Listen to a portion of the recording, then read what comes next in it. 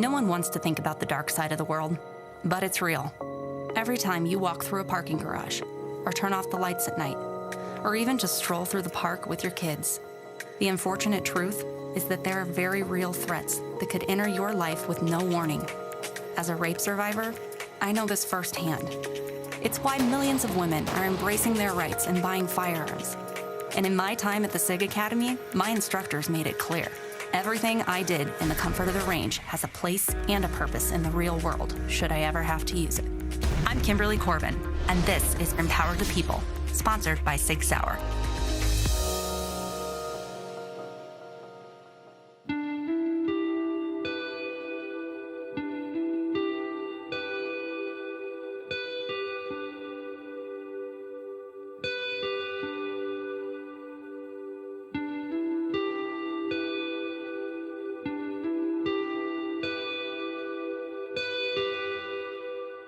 Busy morning so far. Got a good warm-up in. Got to shoot a bunch of different types of SIG guns, which I hope was kind of cool. And then you talked a little bit about malfunction clearances with Dylan. Yes. How are you absorbing all of that information? It's a lot.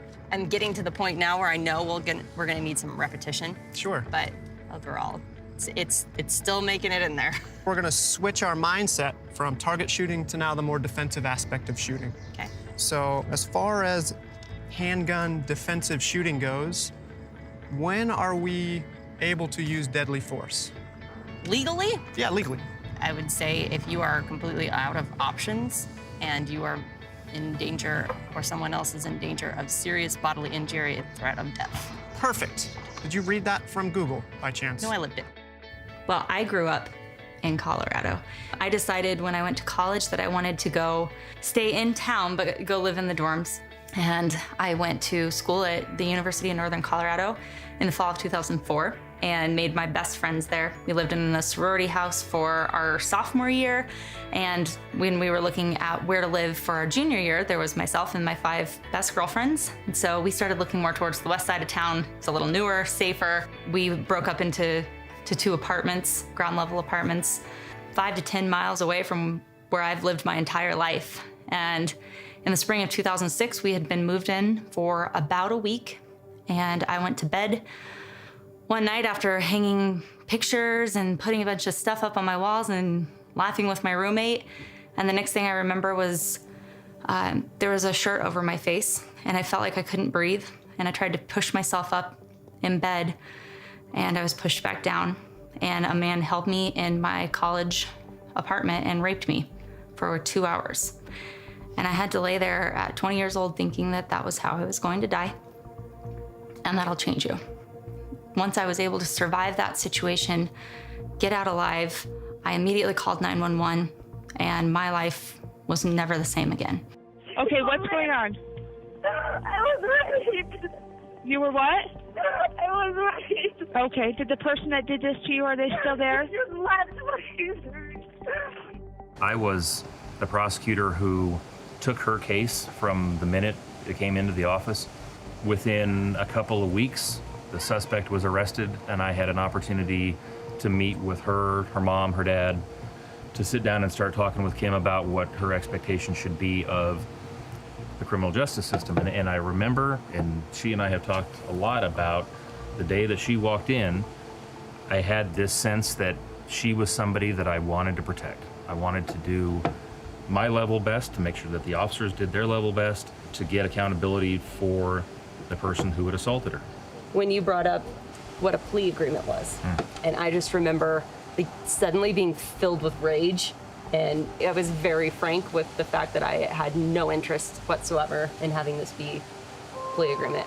I feel like I knew that it would end in a jury trial while the assault was still going on. When I felt like I finally had developed or developed a rapport, was, remember this, when I looked at you and I said, everything in the reports is Kimberly. I see that you sign your name Kimberly. Is that what you want me to call you? And your response was, all my friends call me Kim. Everybody else calls me Kimberly. You can call me Kim. Yep. That's when I knew we had broken through, so to speak. Yeah.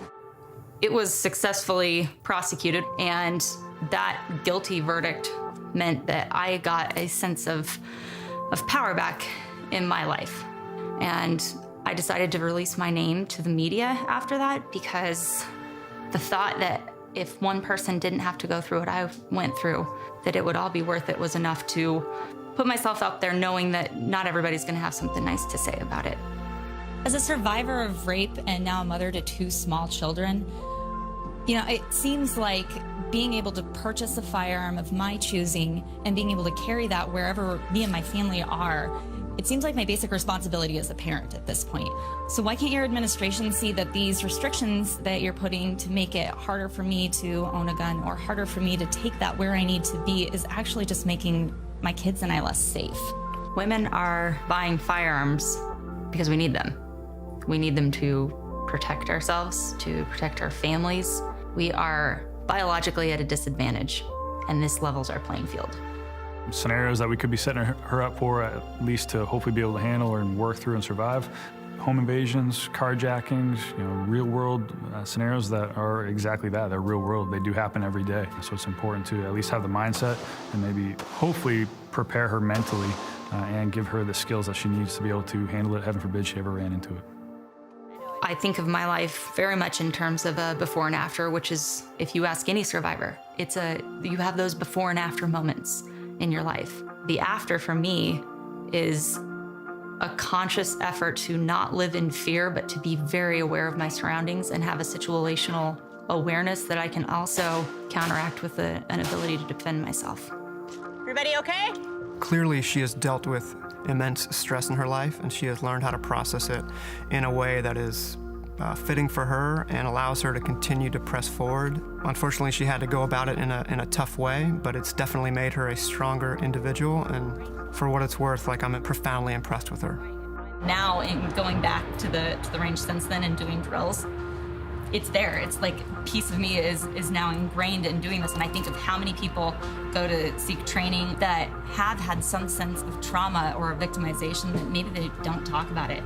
If they're given tools to make those connections, I'm just thinking, holy cow, that would be amazing, because it gives you such a sense of confidence in yourself and your ability to take that power back. I was a 20-year-old college girl. I don't think that I was necessarily feeling like I was ever threatened. It wasn't that I didn't understand that bad things happened. I just was under the impression that, well, yeah, they happen, but they don't happen to me.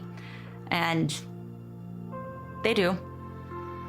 So they can happen to anybody. I found Mike, we have our kids, we have our family together. That's something worth protecting. And everybody out there has something worth protecting. I just love that I now know how.